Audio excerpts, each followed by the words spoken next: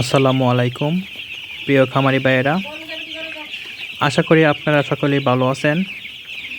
আজকে একটি বিষয় বা একটা টিপস দিব আপনাদেরকে। তো আজকে মুরগির বয়স হচ্ছে 9 দিন। তো দেখুন, আমি একটি খামারে এসেছি। এখানে যখন মুরগির বয়স 8 থেকে বা 15-16 দিন পর্যন্ত ছোটো থাকে, তখন খাবারের পাত্রে দেখেন উঠে এভাবে বসে বসে খাবার খায় এবং এভাবে এখানে থেকে সে ঘুমিয়ে যায়। আরেকটি বাচ্চাকে খাওয়ার সুযোগ দেয় না। তো সেই জন্য কী করতে হবে তা আমি আপনাকে দেখাবো। আর বিশেষ করে এভাবে খাবার খেলে দেখবেন মুরগির যে তুষ আছে, এই তুষগুলো এই খাবারে উঠে যায়। সেই জন্য আপনারা এরকমভাবে এই খাবারের পাত্রে যে ঢাকনাটা আছে এটা উল্টিয়ে দিবেন।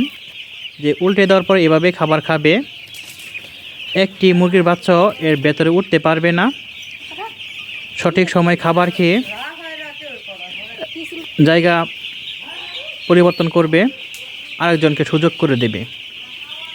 তো এই বিষয়টি অনেক খামারি জানে না কিভাবে দিতে হবে, তাই আপনাদেরকে এই বিষয়টি দেখালাম।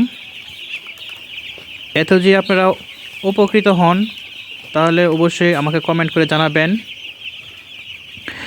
আর যারা এখনও আমার চ্যানেলটি সাবস্ক্রাইব করেন নাই তারা প্লিজ আমার চ্যানেলটি সাবস্ক্রাইব করবেন।